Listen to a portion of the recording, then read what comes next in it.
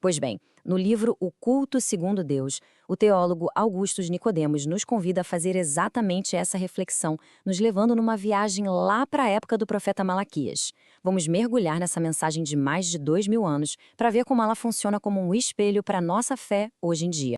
Para a gente começar a entender essa crise toda no culto, o livro vai direto na raiz do problema, sabe? E a raiz era o desânimo. É interessante que Malaquias não está falando de um povo rebelde de propósito, não. Ele está falando de um povo exausto, cansado mesmo, que olhava para a vida, olhava para Deus e se fazia uma pergunta bem difícil. A pergunta era essa: para que cultuar a Deus se tudo na minha vida está dando errado? Pensa só, isso era o que o povo de Israel se perguntava lá por volta de 450 a.C. E, vamos combinar, né? É uma pergunta que volta e meia ecoa na nossa cabeça também, quando as coisas parecem não fazer sentido nenhum. Certo, mas para a gente entender de verdade o peso dessa pergunta, a gente precisa voltar no tempo. Imagine a cena. Faz um século que o povo voltou do exílio na Babilônia.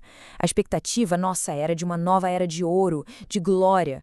Só que a realidade era bem diferente.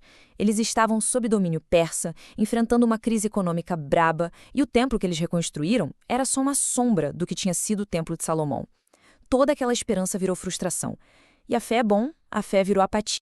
E é aqui que o Augustus Nicodemos aponta uma coisa fascinante no livro de Malaquias.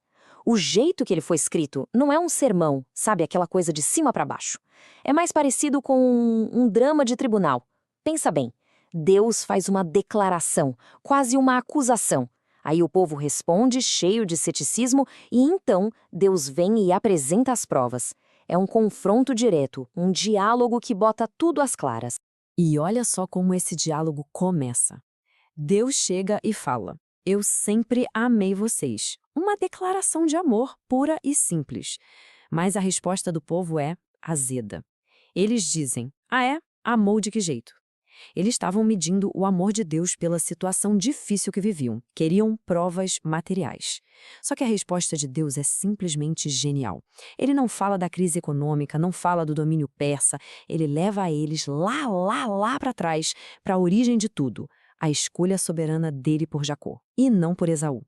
O ponto é, o amor de Deus não se mede pelas circunstâncias, mas pela decisão dele. Ok. Uma vez que Deus estabeleceu essa base, a do seu amor incondicional, aí sim ele começa a confrontar a adoração do povo. E o que ele encontra? Corrupção. E essa corrupção toda era, no fundo, um reflexo direto da visão distorcida, da péssima imagem que eles tinham do próprio Deus. E a ilustração que Malaquias usa e que o livro destaca é brilhante. Deus expõe a hipocrisia deles com uma pergunta que é um soco no estômago. Tenta oferecer isso para o seu governador. Vê se ele aceita.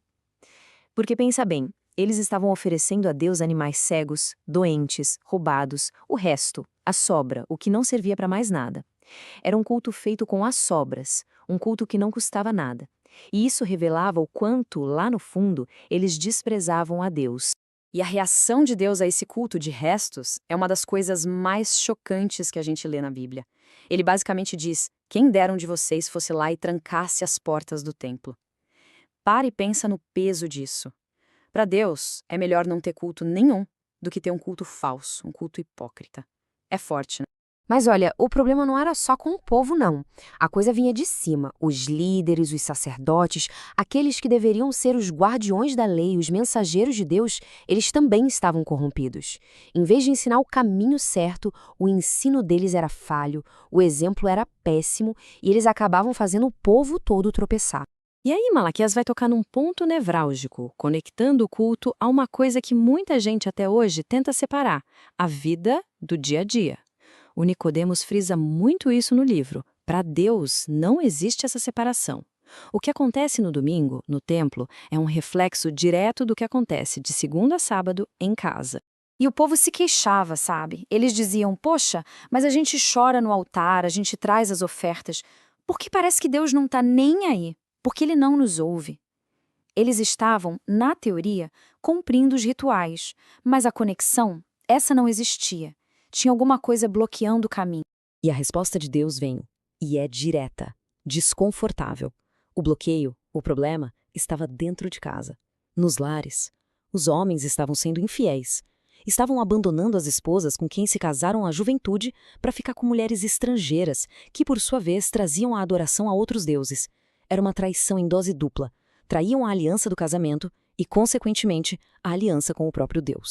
A posição de Deus aqui é categórica. Ele diz: eu odeio o divórcio. Por quê? Porque ele quebra o propósito original para a família, que era o de criar uma linhagem, uma descendência que servisse a ele. A infidelidade na vida pessoal estava contaminando e tornando a adoração pública deles totalmente inaceitável. Sim, havia uma linha direta entre o quarto do casal e o altar do templo. Tá, mas e daí? O que essa história de 2.500 anos atrás tem a ver com a gente hoje? O livro do Nicodemos argumenta que tem tudo a ver. A mensagem de Malaquias funciona como um tipo de diagnóstico divino, um checklist para a gente avaliar a saúde da nossa própria adoração hoje. Então, resumindo, o que seria o culto segundo a Deus?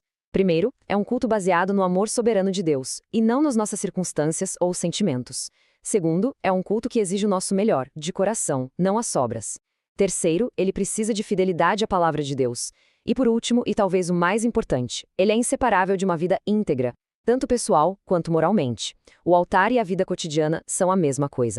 E no fim das contas, a mensagem de Malaquias, que o livro O Culto Segundo Deus traz de volta pra gente, nos deixa com uma pergunta para levar para casa. O nosso culto, ele é uma espécie de transação comercial? Uma tentativa de barganhar com Deus, tipo, eu te dou isso, você me dá aquilo? Ou ele é uma declaração de lealdade a ele, um ato de amor, de devoção, independentemente das circunstâncias? A resposta que a gente dá para essa pergunta, bom, ela define absolutamente tudo.